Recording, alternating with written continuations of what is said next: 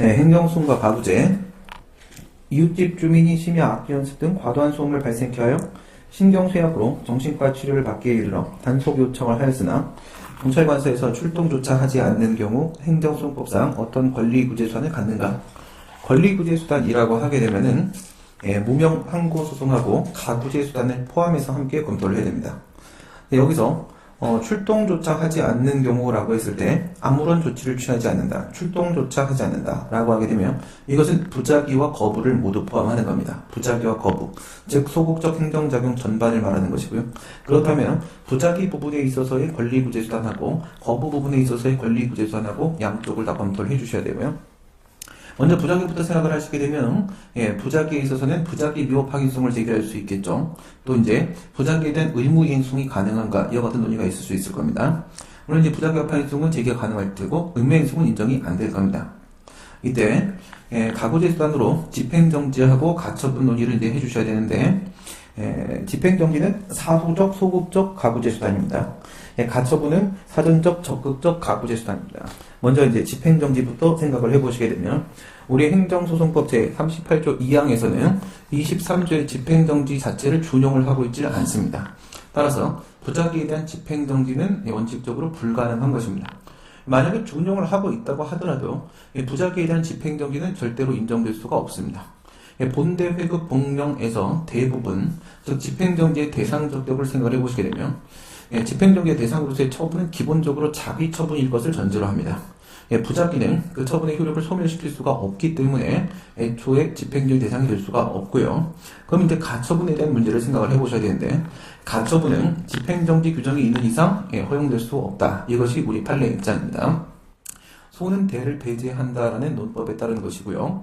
집행정지는 사후적 소극적 구제수단으로서 소, 가처분은 사전적 적극적 가구제수단으로서 대. 따라서 행정소송법에서 집행정지에 대한 규정만 두고 있다는 것은 가처분을 배제하고자 하는 의도로 밖에 해석이 될 수가 없습니다. 다만 이제 항고소송 같은 경우에는 이와 같은 집행정지 규정이 있고요. 당사자소송 같은 경우에는 44조에서 집행정지 23조를 준용하고 있지 않습니다.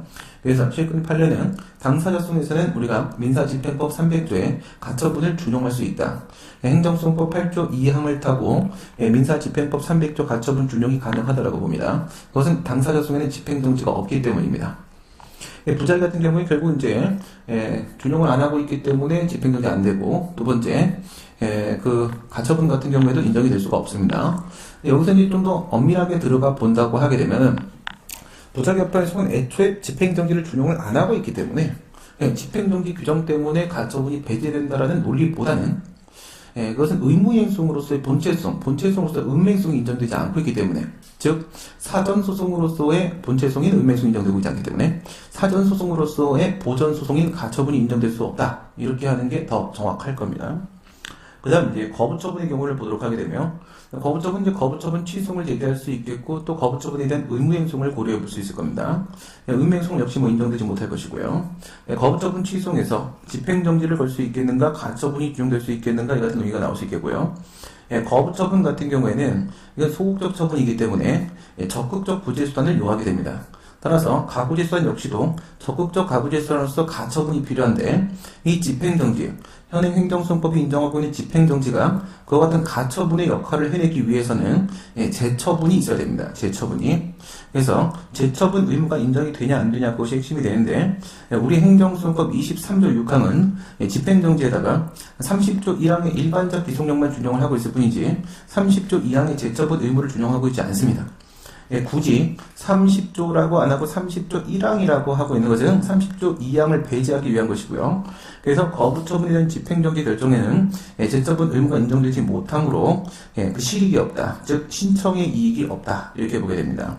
그럼 거부처분에 대한 집행정지는 신청의 이익이 없어서 각하결정이 될 것이고요. 그 다음 가처분이 인정될 수 있겠는가 논의로 넘어가게 되면, 이거는 취소성의 집행정지가 있기 때문에 사후적 소극적 구제수단으로서 집행정지만 규정을 하고 있는 것은 사전적 적극적 구제수단으로서 가처분을 배제하고자 하는 특칙이다 라고 볼 수 있으므로 인정될 수 없다. 이게 판례 입장입니다. 다음으로 시장의 무허가 건축물에 대한 철거 명령을 불이행하자 곧바로 행정대집행을 실행한 경우에 건물 소유자의 행소법상의 구제 방법을 설명하시오. 역시 구제 방법이라고 하게 되면 무명한 고소성의 문제하고 가구제에 대한 논의가 이제 같이 포함이 될 수밖에 없을 텐데요. 행정 대집행 실행은 그것이 권력적 사실행입니다. 권력적 사실행에 대한 문제는 논점이 대상적격 협의 수익 집행정지라고 했었죠.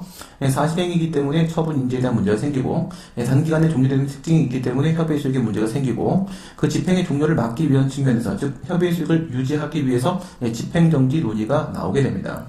대집행 실행과 같은 권력적 사실행위는 그 집행 정지가 집행의 정지나 절차의 정지와 같은 강한 방법으로는 목적 달성이 안 되기 때문에 여기서의 집행 정지는 반드시 효력의 정지다 이렇게 봐주셔야 되겠고요. 여기서 한 가지 더 기억을 해두게 된다면 이와 같은 권력적 사실행위는 그 뒤쪽에 그것이 집행이 종료된 다음에 계속적 성질을 갖고 있는가 아닌가를 보셔야 됩니다. 계속 성질 즉 권력적 사실행위 집행이 종료된 다음에 어떤 결과 상태가 남느냐 남지 않느냐라는 문제입니다. 만약에 결과 상태가 남지 않는다고 하게 되면 그 집행이 종료됨으로써 협의 수익이 확실히 소멸해버리기 때문에 문제는 무엇으로 출제가 된다? 아직까지 집행이 종료되지 않은 상태로 출제가 될 겁니다. 그럼 그 종료를 막기 위한 집행 정지가 필요하게 되는 거예요.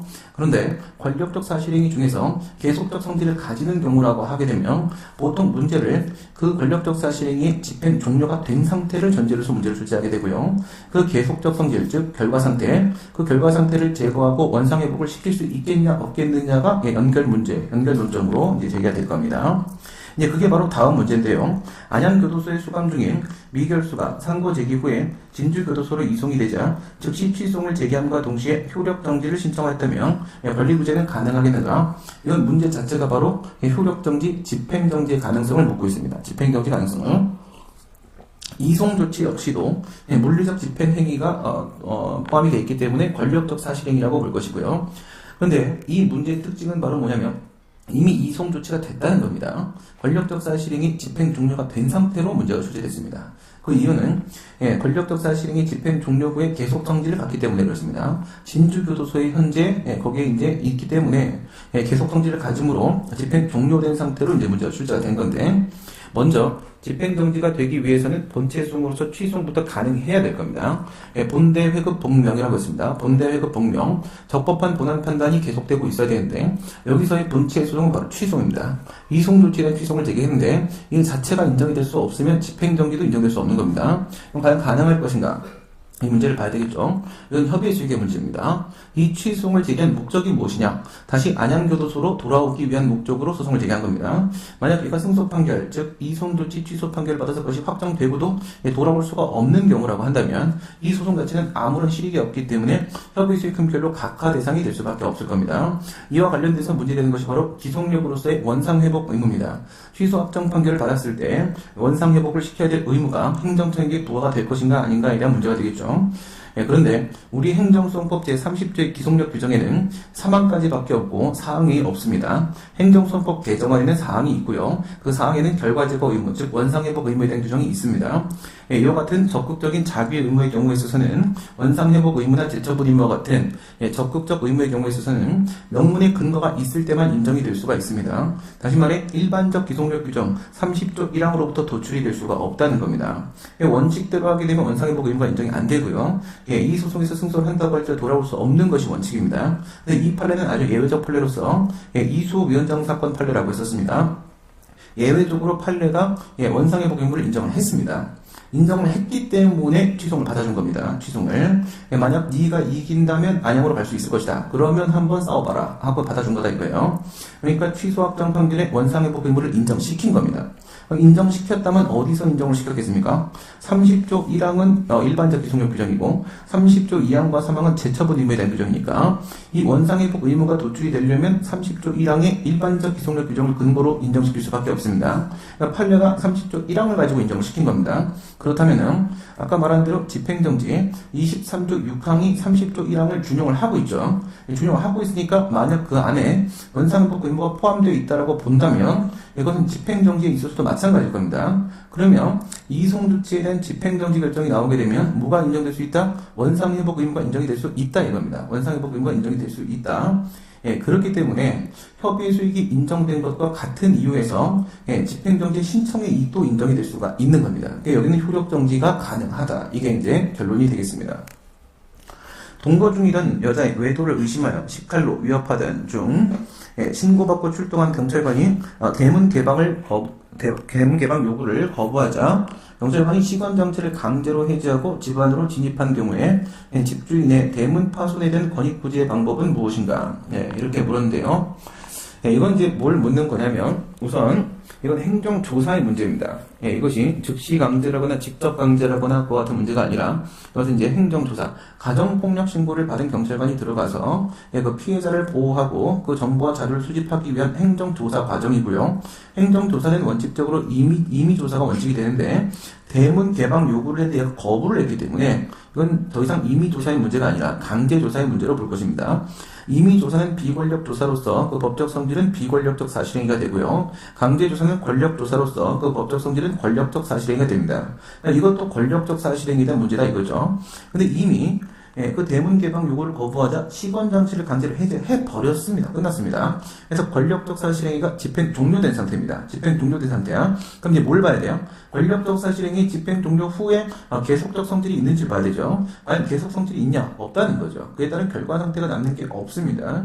그러면 이와 같은 경우에는 집행 종료로 협의해주기 확실히 소멸을 해버립니다. 확실히 소멸을 해버리기 때문에 여기서는 더 이상 행정 쟁송의 방법은 없는 겁니다. 행정 쟁송의 방법은 없는 것이다. 그러니까 여기는 집행정지와 같은 가구제 방법도 들어갈 수가 없습니다. 본체 소송 자체가 존재하지 않는다. 본체 소송 자체가 협의식 흠결로 인정될 수가 없는 겁니다. 결국 권익구제 방법은 뭘 물어본 거냐면 경찰관 직무집행법 제11조의 2에 손실보상 규정이 있습니다. 손실보상 규정이.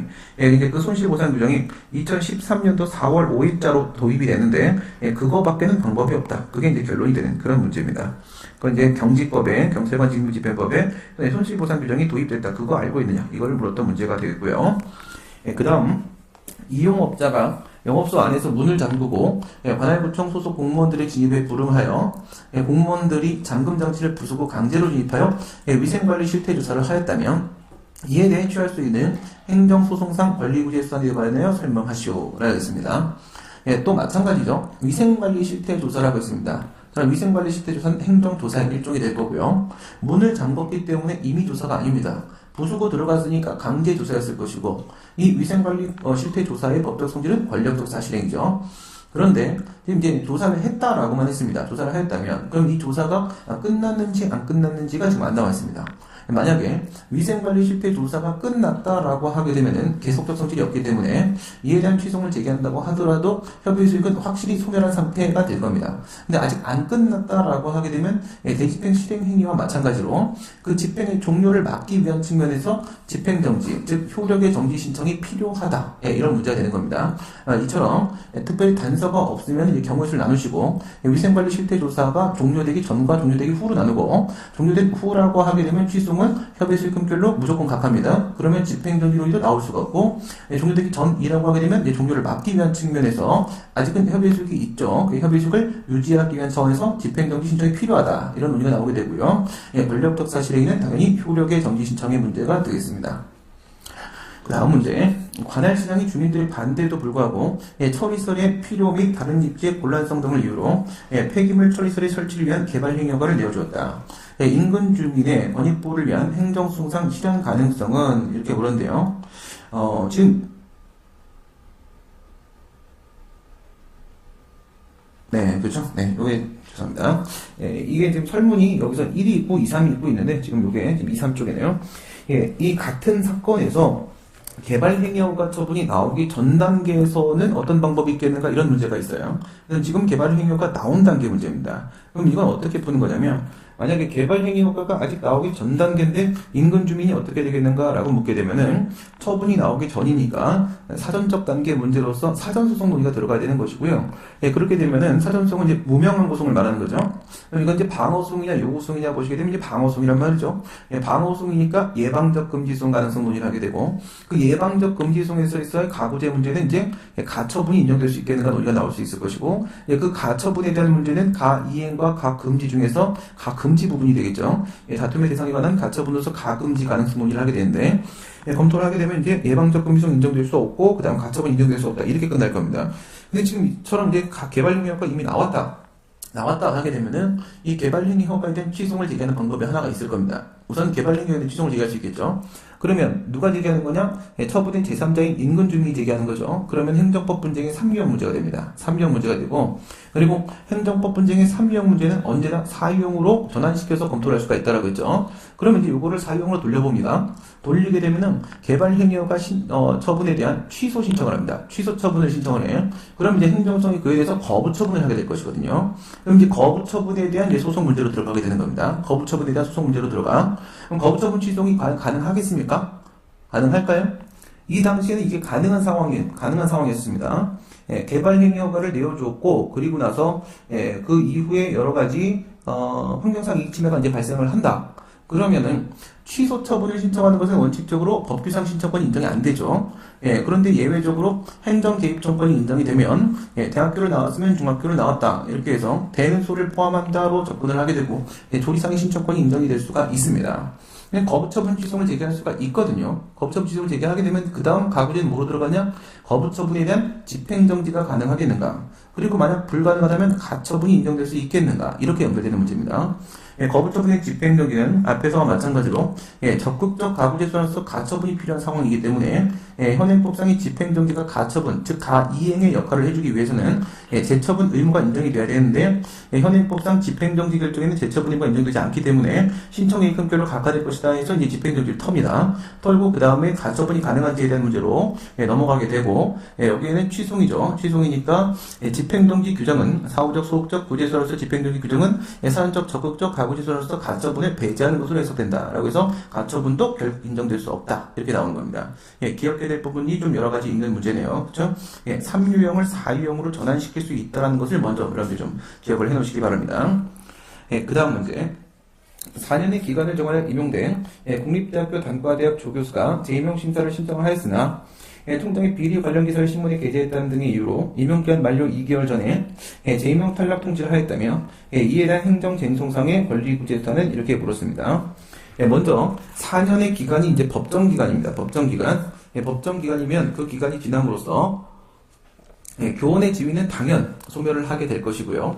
따라서 그 이름이 재임용 신청이기는 하지만 이것이 임용기간의 연장으로서 갱신 신청의 문제가 아니며 신규 임용 신청의 문제라는 점을 먼저 기억을 하시고 신규 임용 신청인데 얘가 재임용을 해달라고 말을 했었기 때문에 원칙적으로 신청권이 인정될 수 없는 것이었었죠. 그래서 재임용 기대권이라는 것을 최근에 예외적으로 인정을 함으로써 조리상의 신청권을 인정을 시키고 거부처분 성립을 시켰습니다. 거부처분을 성립을 시키고 나니까 이제 거부처분 취소이 제기 가능해지는 거죠. 가능해졌죠? 그러면 이제 소송 계속 중에 얘는 교원으로서의 지위를 유지하고 인정받고 교원으로 계속 일을 하고 싶은 겁니다. 그럴 때 거부처분에 대한 집행정지가 가능한지에 대한 논의가 들어가게 되는 것이고 마찬가지로 이것이 갱신 신청이 아니기 때문에 제한적 긍정서를 취한다라고 하더라도 갱신 신청이 아니므로 재처분 의무가 인정되지 않으면 결국은 신청에 이익이 없어 각하될 겁니다. 각하돼 버리고 또 가처분이 가능한가 문제로 넘어가야 될 것이고 가처분을 집행정지에 대한 규정이 가처분을 배제하는 것으로 해석되므로 인정될 수 없다. 이렇게 끝나는 문제입니다. 그 다음 방금 봤던 문제에서 법정기간에 대한 문제가 들어왔다라고 한다면 이 문제는 바로 재허가 규정이 들어오는 문제입니다. 재허가 규정 요정가 말하는 거죠. 요정가. 그래서 그것이 성질상 만약 갱신허가에 대한 문제로 보여진다고 하더라도 기간이 만료되었을 경우 그리고 법정기간이 존재하는 경우 그리고 재허가 규정이 있는 경우에는 갱신허가의 문제로 볼 수가 없고요. 즉 그 종기를 갱신기간의 문제로 볼 수가 없고 신규허가의 문제로 봐야 됩니다. 즉 그 종기를 존속기간의 문제로 보아야 한다라는 겁니다. 그러면 투전기 영업허가를 받은 자가 3년의 유효기간이 얼마 남지 않아 신청한 갱신허가가 거부된 경우에 집행정지 가능한가? 이걸 진짜 갱신허가의 문제로 봐버리면 어떻게 돼요? 제한적 긍정설에 따랐을 때 갱신허가는 뭐냐? 갱신허가는 거부의 의사표시만 없다고 하게 되면은 갱신 신청만 해놓으면 자동 연장되는 것이란 말이에요. 거부의 의사표시가 나왔기 때문에 기존의 허가 처분의 효력이 소멸됐던 것이고 그 거부의 의사표시만 집행정지로 없는 걸로 만들어주게 되면 기존의 처분의 효력은 다시 회복이 되고 허가의 효과가 계속 유지가 될 수가 있습니다. 무효가 따를 필요가 없다는 거야? 재처분이라는 게 따로 필요가 없다는 거죠. 이와 같은 갱신허가 거부 같은 경우에는 별도의 재처분이 필요가 없기 때문에 집행정지 결정의 재처분 의무가 인정되지 않는다고 하더라도 그 신청의 이익이 예외적으로 인정될 수가 있단 말이죠. 이게 만약 갱신허가 거부가 맞다면 그럼 신청이익이 인정될 수 있을 거예요. 근데 그것이 아니라 뭐라고? 여기에는 사행행위규제법 제7조 3항에 그 제허가 규정이 따로 있습니다. 재허가라는 건 판례가 어떻게 해석을 하냐? 다시 신규 허가를 받아야 된다. 이렇게 해석하는 겁니다. 다시 새로운 허가를 받아야 된다. 그러니까 말이 갱신 허가일 뿐이지 신규 허가이며 따라서 이거는 제처분 의무가 인정되어야만 가능한 것인데 집행정지 결정에는 제처분 의무가 없다. 그럼 결국 시청이익이 인정되지 않는다 이겁니다. 근데 여러분들 조심해야 될 점이 있는데 이 요정가 그러니까 기간 만료, 법정기간 제어가 이렇게 얘기를 하니까 엄연히 법정기간이 있는 상황임에도 또 엄연히 제어가 규정이 있는 상황임에도 그 갱신 기간이 이미 그 종기가 기간이 만료됐다 이러면서 그러면 신청이익이 없다 이런 식으로 검토를 하시는 분들이 계신데요. 그 문제가 아니고 요정가에서 정가 이 부분이 기본입니다. 기본이고 기간 만료된 문제는 그 위에 올라타는 문제입니다. 무슨 말씀이냐면 진짜 갱신허가 상황인데 기간이 만료되면 더 이상 갱신허가로 보지 않겠다. 이게 기간 만료란 말이에요. 근데 법정 기간이 있다거나 제어가 규정이 있으면 이건 갱신허가 문제가 애초에 아니고 이건 신규허가의 문제이기 때문에 기간 만료가 됐냐 안 됐냐 문제는 아무 의미가 없는 겁니다. 그래서 1단계 뭐부터 본다? 정가부터 본다. 정가부터. 그리고 나서 그 정가 해당 사항이 없어서 진짜 갱신허가 문제다. 진짜 기간 연장의 문제다. 그런 경우에 이제 그 다음으로 기간이 만료된 건 아닐까라는 문제를 여러분들이 추가로 보시는 겁니다. 먼저 정가부터 보시고 나서 묘로 넘어가신다. 무슨 말인지 아시겠죠? 그 다음 문제 보도록 하겠습니다.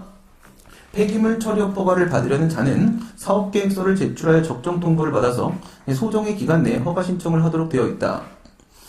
관할관청이 사업계획서에 대해서 부적정 통보를 한 경우에 그리고 적정 통보를 한 다음에 그 후에 정식 허가 신청을 거부한 경우에 폐기물 처리업을 영위하기 위한 행정쟁송상의 구제수단에 관하여 논하시오. 이렇게 물었습니다. 먼저 이제 폐기물 처리업 허가 같은 경우에 이제 폐기물 처리 사업법에 따랐을 때 먼저 사업계획서에 대한 적정 통보를 받으라고 하고 있습니다. 1, 2, 3의 요건을 충족하면 폐기물 처리업 허가를 한다. 이렇게 되어 있는데 이것은 이제 특허임에도 불구하고 기속행위라는 특징 하나 더 기억을 해 놓으시고요. 그 중에 이제 1번 요건이 만약에 사업계획서에 대한 적정 통보를 받는 것이라고 하게 되면 이게 1번 요건이지만 사실은 이제 99%의 요건이다. 이렇게 볼 수가 있고요. 그래서 우리 판례도 역시 마찬가지로 사업계획서에 대한 적정 통보를 받으면 사실상 폐기물 처리 허가라는 최종적 허가를 요구할 수 있는 행정 개입 청구권이 원칙적 인정된다. 이렇게 보고 있습니다. 또 하나 여기 적정 통보를 받은 사람만이 법에 따르게 되면 정식 허가를 신청할 수 있다라고 하고 있기 때문에 적정 통보를 받지 못한 사람은 최종적 허가로서 정식 허가인 폐기물 처리 허가를 신청할 수 있는 자격, 즉 신청권 자체를 가지지 못합니다. 신청권 자체를 가질 수가 없습니다. 그래서 지금 적정 통보에 대한 문제하고 그 다음에 이제 허가 거부에 대한 문제하고 이제 각각을 이렇게 질문한 건데요. 이 적정 통보는 최종적 허가의 일부 요건에 대한 사전적 확인 행위로서 사전 결정에 해당을 하고 그 처분성이 인정이 됩니다.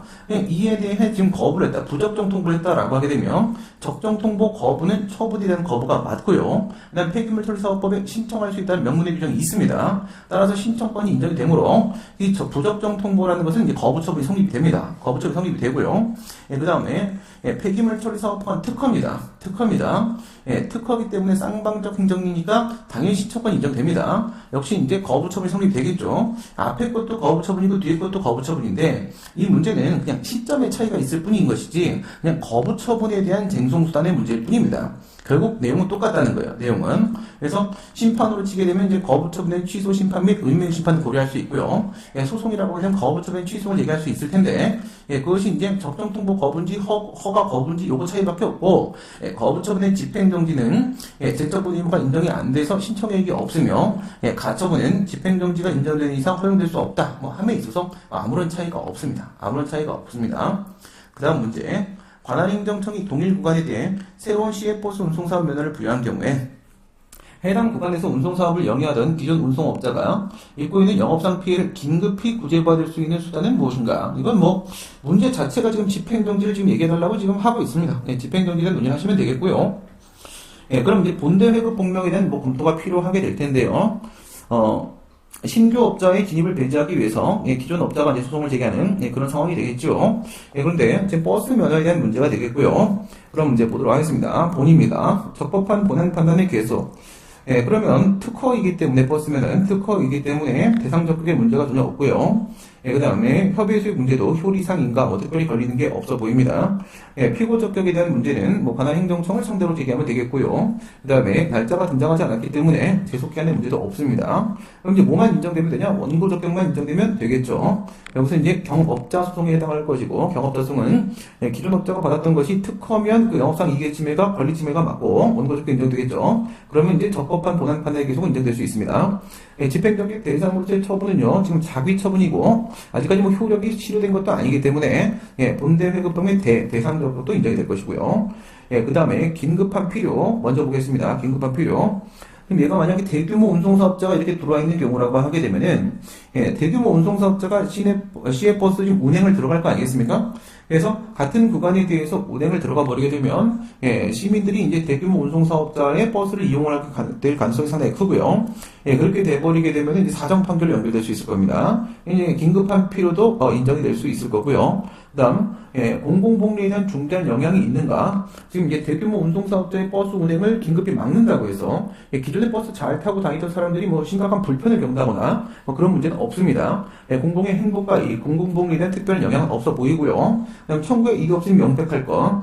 지금 신규 업자에 대해서 허가를 한 것이, 면허를 내준 것이, 이것이 100% 적법하다는 보장은 없습니다. 비례원칙 위반에 따른 위법성이 인정될 가능성이 오히려 더 크겠죠. 따라 다른 소송 요건 다른 집행정지 요건 특별히 문제가 없고요. 어떤 부분이냐, 회복하기 어려운 손해, 이 부분입니다. 본대 회급 폭명에서 회 부분이 문제가 될 수가 있는데, 이것을 협의에 회복하기 어려운 손해를 보게 되면 성질상 금전 보상이 안 되는 경우에 회복하기 어려운 손해가 인정될 건데요.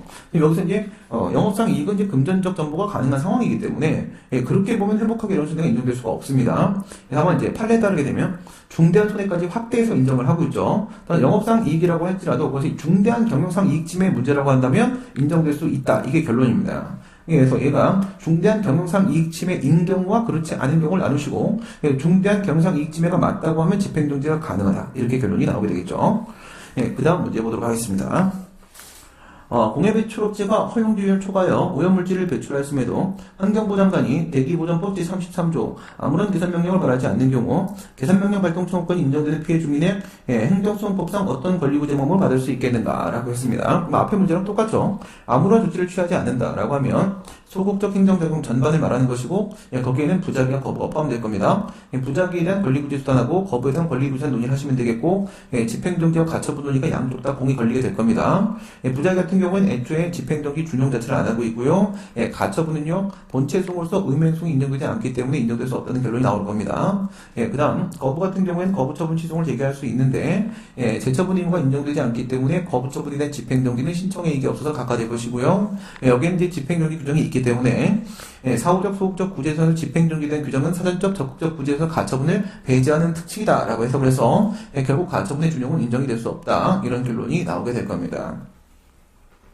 그 다음 세무서장이 과점주주에게 주식회사 체납국세에 대한 과세처분을 한 경우에 근거법률 규정에 위헌 결정이 나왔음에도 과점주주의 예금채권을 압류한 경우 압류에 대해서 어떠한 행정소송을 제기할 수 있는지를 검토하시오, 이렇게 되어 있는데요.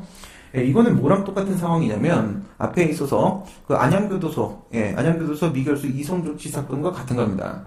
압류처분, 과세처분이 나왔다. 근데 그 세금을 내지 않게 되면 행정상 강제징수로 연결이 되겠죠. 그럼 이제 독촉, 압류, 공매, 청산 이렇게 이루어지게 될 겁니다. 독촉은 통지고요. 압류는 권력적 사실행위가 되고요. 그 다음에 공매는 대리고요. 청산은 처분이 아니라고 했습니다. 그러니까 압류는 이제 권력적 사실행위다 이거죠. 이제 권력적 사실행위인데 얘는 지금 압류가 끝났습니다. 끝났죠? 그럼 이제 집행 종료 상태란 말이죠. 집행 종료 상태에 문제를 출제했다는 것은 이미 예상이 되고 있죠. 우리는 계속적 성질이 있겠구나 이거죠. 압류해서 가져가지 않습니까? 그렇죠? 그래서 뭘 가져갔대요? 예금 채권을 압류해갔네. 보통 막 승용차 이런 거 압류하는데 간단한 걸로 가져갔습니다. 그래서 예금 채권을 지금 가져가지 않습니까? 국가가 가져간 상태니까 계속적 성질, 그러면 압류 처분에 대한 취소 판결을 받게 되면 예금 채권을 돌려받을 수 있는가 없는가 논의를 하셔야 되겠죠. 그래서 이제 긍정설, 부정설의 대립이 있고요. 여기서 만약에 긍정설을 따르게 되면은 뭐처럼 이송 조치처럼 원상회복 의무가 인정된다, 이렇게 보게 되면은 협의 수익이 있을 겁니다. 협의 수익이. 그럼 취소 제기가 가능하겠죠. 그럼 가능하면은 이제 집행정지 논의도 나올 수가 있는 겁니다. 그래서 지금 이미 종료돼 버린 압류 처분에 대한 집행정지를 건다.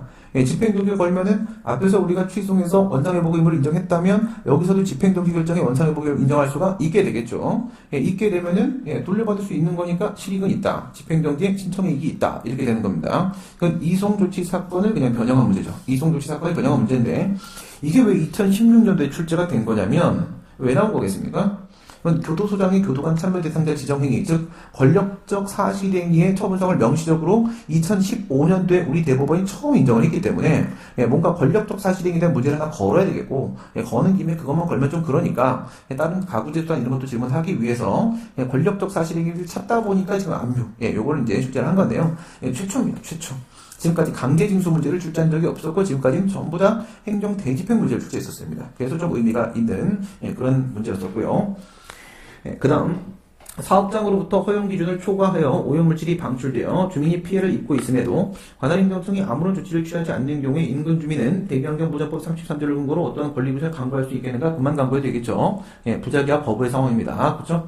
그만 강구하시고 그 다음 구청장이 5개 광고물이 퇴폐적 내용을 담고 있다는 이유로 광고주에게 철거를 명하였으나 철거 명령입니다. 철거 명령. 그냥 건물이 아니고 광고판일 뿐이지 결국은 똑같습니다. 철거 명령을 했고 자진하여 철거를 하지 않자, 즉 철거 의무를 불이행하고 있는 중이죠. 대집행 결제 착수하여, 착수는 계고라고 했습니다. 대집행의 출발을 알리는 거, 계고, 확정, 실행, 비용 중에서 계고가 이루어졌다. 착수를 하였고 광고주가 이에 불복하여 이제 막 시작된 대집행 실행 행위로서 지금 무슨 얘기를 하고 싶은 겁니까?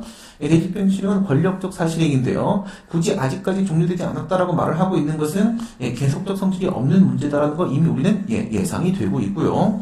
철거 행위의 취소를 관한 소를 제기하였다면 이 소송의 소송 요건 충족 여부와 관련된 행정소송법적 쟁점을 설명하시오. 무슨 말이에요?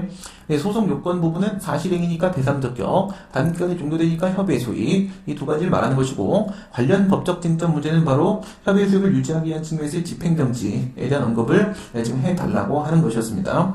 이제 막 시작된 것이라고 했기 때문에 아직까지 종료가 되지 않은 상태로 봐야 됩니다.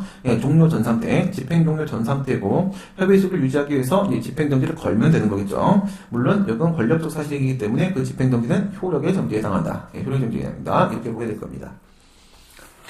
네, 이렇게 해서 또 가구제에 대한 토막 사례를 우리가 마치도록 하겠습니다. 그러면 다음은 위법성 판단 기준시죠. 위법성 판단 기준시. 위법성 판단 기준시 몇 문제 없습니다. 4문제 있기 때문에 4문제까지 풀고 오늘 마치도록 하겠습니다. 방송통신위원회 위치정보사업 허가의 거부 처분에 대한 방통위의 위치정보사업 허가 거부 처분에 대한 취소 판결이 확정이 되었고 그 후에 위원회가 다시 거부 처분하였다면 이것이 취소 판결의 효력에 어떠한 문제점 때문인지 설명하시오. 그렇죠? 이렇게 되어 있습니다. 지금 이 문제 같은 경우에는 행정청이 거부 처분에 대한 취소 확정 판결이 나왔음에도 불구하고 거부 처분을 했다고 했습니다. 그럼 이제 머릿속으로 먼저 뭘 떠올려 보시냐면 말이죠. 인용 확정 판결이 나온 다음에 취소 판결이 확정된 다음에 기속력에 위반됨이 없이 동일한 내용의 처분을 할 수 있는 경우의 수를 먼저 머릿속으로 떠올려 보시게 되면은 우리 이제 위법성 사유는 이제 주체 절차 형식하고 내용이 있지 않습니까? 그래서 두 개로 나누시고 그 다음에 기속력의 적용 범위는 주관적, 객관적, 시간적 범위가 있는데 주관적 범위는 언제나 문제가 되지 않기 때문에 객관적, 시간적 범위 두 개를 떠올리시고 그럼 이제 주절형의 문제와 내용의 문제 그 다음 객관의 문제와 시간의 문제로 나눠질 텐데 평면이 4개가 나오죠. 4개가 나오는데 이 시간의 문제에서의 법령 개정이나 사정 변경에 대한 문제는 내용 쪽에서만 발생할 수 있는 문제이고 주체 절차 형식 쪽에 발생할 수 없는 문제이기 때문에 주절형 쪽의 시간의 문제는 성립이 되지 않습니다. 그럼 이제 결국은 경우의 수가 3개가 나오게 되겠죠. 뭐가 나오냐? 주절형 플러스 객관 이게 있을 테고 그다음 내용 플러스 객관 이게 있을 거고 내용 플러스 시간 이렇게 3가지가 바로 기속력에 위반되지 않는 모든 경우의 수입니다. 이 경우의 수 중에서 말이죠. 지금 여기서 다시 재거부 처분을 했다라는 것은 재거부 처분이 가능했다라는 것입니다. 가능했다. 즉 기속력에 위반이 없다라는 겁니다. 위반이 없다. 그러면 이제 뭘 가지고 보냐면 기속력의 적용 범위로서의 객관 쪽이잖아요. 객관 쪽 2개, 객관 쪽 2개하고 주절형 하나, 내용 하나, 그다음에 시간 쪽 1개, 내용 하나 이렇게 해서 2개하고 1개로 나눠보세요. 나눠보신 다음에 지금 이제 문제점이 뭐가 있냐라고 했잖아요. 그렇죠? 판결이 확정된 다음에 확정됐다 하면 판결의 효력이 논점인데 보통 논점은 이제 기속력하고 기판력인데 근데 여기서는 판결이 확정된 다음에 처분이 나왔지 후소가 나온 게 아니니까 이거의 논점이 기속력이란 말이죠. 기속력. 기속력인데 기속력에 위반됨이 없이 재거부를 할 수가 있었단 말이에요. 거기 어떤 문제가 있냐라고 했는데 객관적 범위하고 시간적 범위 중에서 학설 대립이 어느 쪽에 있는지 찾으셔야 되죠. 학설 대립이. 어떤 문제점이 있냐라고 했으니까 학설 대립이 있는 쪽을 찾으셔야 됩니다. 어딜 찾는다? 시간적 범위 쪽이죠. 그래서 기본적 사실관계 동일성이 인정돼야 되고 뭐 위법사유를 시정해야 되고 이 부분에 학설 대립이 있는 게 아니므로 결국 이것은 뭐 때문에 그렇다? 법령 개정 사정 변경이 있었기 때문에 그래서 재거부 처분할 수 있었다라는 결론이란 말이죠. 있었다는 결론이란 말이죠. 결국 뭐냐? 기속력의 시간적 범위 문제입니다. 그럼 기속력의 시간적 범위는 표준시가 뭐가 된다? 기준시가 된다 이거죠. 기준시가. 왜 그런지 먼저 생각해 보시고요. 기속력이라는 것은 판결의 취지에 따라 행정청으로 하여금 행동을 하라는 거죠. 그럼 판결의 취지는 어디까지 있습니까? 법원이 판단을 해본 범위까지 판결의 취지가 포함이 되어 있겠죠. 그럼 이제 법원이 시간의 타임라인에 따라서 언제까지 존재했던 법령 상태에서 사실 상태에서 판단을 해봤었는지가 중요한 거겠죠. 그것이 기준시기 때문에 기속력의 시간적 범위는 뭐가 될 수밖에 없다고 했어요? 기준시가 될 수밖에 없다 이거야. 그런데 우리 통설 판례에 따르게 되면 위법 판단 기준시는 언제가 됩니까? 처분시가 된다 이거야. 처분시가. 그럼 이제 여기서 타임라인 그리는 거죠. 어떻게 그려? 처분 시점하고 판결 시점이 있고 처분 시점 앞쪽 1구간, 처분 시점 이후 2구간, 판결 시점 이후 3구간 나눈단 말이에요. 이게 나누게 되면은 만약에 처분 시 앞에 있는 1구간 같은 경우에는 처분 시설을 취해도 판결 시설을 취해도 기속력이 적용되는 것 똑같고 3구간 판결 이후라고 하게 되면 처분 시를 취해도 판결 시를 취해도 기속력 적용 안 되는 것 똑같고 하니까 아무 문제가 없습니다. 문제가 되는 부분은 바로 두 번째 2구간 치고 들어가는 거죠. 2구간 같은 경우에는 여기서 법령 개정이나 사정 변경이 있었다고 하게 되면 처분 시설을 적용시키게 되면 기속력이 적용이 안 되고 판결 시설을 적용시키게 되면 기속 적용될 수가 있는 거 아니겠습니까? 여기서 이제 결과 달라진다는 거야. 결과 달라지는데 통설 판례는 처분 시설을 취하고 있는데 그것이 어떤 문제가 있느냐? 그것 때문에 지금 이런 지시가 가능해진다라는 거죠. 이것 때문에 무슨 말이에요? 재판의 결과와 현실적인 권리구제 가능성의 문제가 괴리가 발생한다는 겁니다. 엄연히 인용 판결을 받았음에도 불구하고 또다시 거부를 해도 전혀 문제가 되지 않는 기속력 위반됨이 없는 그런 상황이 발생하게 되는데 그 이유는 우리가 처분시를 취했기 때문이다 이거죠. 판결시를 취했더라면 처분 이후 판결 이전에 있었던 법령 상태, 사회 상태까지 고려해서 법원이 판단 내렸다면 이런 일은 없었을 거라 이거죠. 그럼 이 문제를 해결할 수 있는 방법은 뭐냐? 이거는 기준시를 바꾸는 방법이 하나 있고 소송의 형식을 새로 도입하는 방법이 하나가 있고 둘 중에 하나 골라야 되는 거겠지 않겠습니까? 그런데 취소 소송은 사후적 소송이기 때문에 아무리 지금 이렇게 불완전한 부분이 있다고 하더라도 판결시를 취할 수가 절대로 없습니다. 그러니까 기준시를 바꿔먹는 방법은 불가능하기 때문에 결론은 무엇이다? 의무행송을 도입하자라는 결론을 내려달라. 그걸 지금 묻고 있는 문제였습니다. 몇 년도 문제라고요? 12년도 문제죠. 12년도. 즉 행정성법 개정안이 가장 격렬하게 논의되던 그 시절입니다. 그러니까 의무행송의 도입 필요성을 강력하게 주장하기 위해서 출제했던 그런 문제였었고요. 그 다음 문제. 건축허가 요건을 갖추어 허가 신청을 하였으나 공무원 정기 인사로 허가 절차가 지연되면서 관계법령 개정되어 허가 요건을 갖추지 못하게 된 경우에 군수가 건축허가를 거부할 수가 있겠는가? 이거는 특이하게도 처분 이후에 법령 개정이 있는 경우가 아니라 처분 이전에 법령 개정이 있는 경우로서 허가 신청 시점하고 그다음 거부 처분 시점, 그 허가 여부 결정하는 처분 시점 사이에 법령 개정이 들어온 겁니다. 그래서 이럴 때는 무엇이 경합을 하는 것이냐? 신청 시하고 처분 시가 경합을 하게 되는 것이죠. 그러면 언제 그 법률 관계가 완성이 되는 겁니까? 처분이 나와야만 비로소 법률관계가 완성이 되는 것이죠. 따라서 신청 시점에는 법률관계가 미완성 상태이기 때문에 개정된 법령, 즉 신법을 그 신청 시점에 적용을 시킨다고 하더라도 이것은 진정소급 적용이 아니라 부진정소급 적용에 해당하므로 원칙적으로 허용될 수 있고 신법 우선의 원칙에 따라 처분 시에 있는 법을 적용시킨 게 맞다 이거죠. 맞는데 우리 판례에 따르게 되면 예외적으로 정당한 이유 없이 처리를 지연시키는 과정에서 법령이 개정된 경우에는 그 구법에 대한 국민의 신뢰를 보호할 필요가 그 법령의 개정상의 공익보다 더 크다라고 볼 것이기 때문에 예외적으로 신청시를 적용시킬 수 있다라고 보고 있는데 그렇다 안 그렇다를 경우의 수를 나눠주시면 되는 겁니다. 정기 인사로 인해서 처리가 지연된 것이 과연 정당한 이유 없이 처리가 지연된 것인가 아닌가에 대한 판단을 해가지고 만약 정당한 이유가 없는 게 아니라면 처분시를 적용시켜서 거부할 수 있는 것이고 정당한 이유가 없는 것으로 볼 수 있다라고 한다면 경우수 나왔죠. 그때는 신청시를 적용시켜서 거부할 수 없다. 이런 결론이 나오게 될 겁니다. 그 다음 세 번째, 관계법령상 근거 없는 사유를 들어 건축허가 거부 처분을 하였고 이에 대한 취소에서 승소 판결이 나와 확정된 후에 관계법령이 개정되어 거부할 수 있는 근거가 마련된 경우 행정청이 다시 거부 처분을 할 수가 있는 것인가? 개정법령의 시행 당시에 건축허가 신청 중인 경우에는 종전의 규정에 따르는 경과 규정이 있는 경우를 포함하여 논의를 하도록 한다. 이랬습니다. 우선 경과규정 적용시키지 마시고 생각을 먼저 하고 경과규정 적용시켜서 한번 생각을 해보시고 이제 두 개 나눠갖고 처리하시면 되겠죠. 먼저 이제 경과규정은 이제 무시하고 생각을 하게 되면 법령이 언제 개정됐습니까? 판결이 확정된 다음에 개정이 되었죠. 그러면 이거는 처분시를 적용시켜도 판결시를 적용시켜도 즉 기속력의 시간적 범위에다가 처분시 적용시켜도 판결시 적용시켜도 아까 타임라인이 몇 번 구간입니까? 3구간입니다. 그러니까 이거는 주어딱 깨야도 기속력이 적용되지 않는 영역입니다. 따라서 개정법령에 따라서 다시 재거부 처분하는 게 가능하죠. 기속력의 시간적 범위를 벗어나는 것이고 결국 기속력의 적용을 받지 않고 결국 기속력의 위반됨이 없이 재거부 처분을 할 수 있다. 이런 결론이 나오게 될 겁니다. 다만 이 문제 2003년도 사법시험 문제 요거의 특징은 뭐다? 보통은 시간적 범위를 벗어나게 되면 객관적 범위도 동시에 같이 벗어나게 되는데 이것은 법률 우위 원칙 위반에 따른 위법성이 있을 때의 문제가 되는 것이고 이것은 법률 유보 원칙 위반에 따른 위법성의 문제이기 때문에 얘는 유독 시간적 범위를 벗어나더라도 객관적 범위가 그대로 유지되는 특징을 가지고 있는 그런 상황입니다. 어쨌든 위법 판단 기준시 문제는 시간적 범위 쪽에 해당할 것이고요. 그 다음 두 번째, 경과규정과 관련된 문제를 생각을 해보시게 되면 경과규정이 종전법령에 따른다라고 하게 되면 그것의 의미는 무엇이다? 이 사건에 있어서만큼은 법령 개정이 없는 것으로 취급하겠다라는 의미가 되는 겁니다. 그럼 법령 개정이 없다라고 하게 되면 기존 상태 그대로 있는 것이죠. 기존 상태 그대로 있는 것이면 여전히 그 거부 사유는 법에 근거가 없는 겁니다. 그러면 똑같은 위법 사유, 법률유보 위반이라는 똑같은 위법 사유를 범하는 것이 되기 때문에 그때는 기속력 위반으로 재거부 처분을 할 수가 없게 되는 것입니다. 경과 규정의 적용을 받게 되면은 재거부 처분하면 기속력 위반이 인정이 돼버릴 수밖에 없다. 다만 조심하셔야 될 부분은 바로 뭐냐? 법령이 개정된 시점이 언제인지를 보시라 이거죠. 판결이 확정된 이후 상황입니다. 왜 그러냐? 경과 규정에 요건이 있습니다. 경과 규정 요건이 뭐라고 되어 있어? 그 개정 법령이 시행되는 시점에 신청 상태가 존재하고 있어야 된다고 했습니다. 그런데 만약에 소송 도중에 법령이 개정된 경우라고 한다면 아직까지 거부 처분에 대한 취소 판결이 확정되기 전 상태이기 때문에 거부 상태로 있는 것이지 신청 상태로 있는 것이 아닙니다.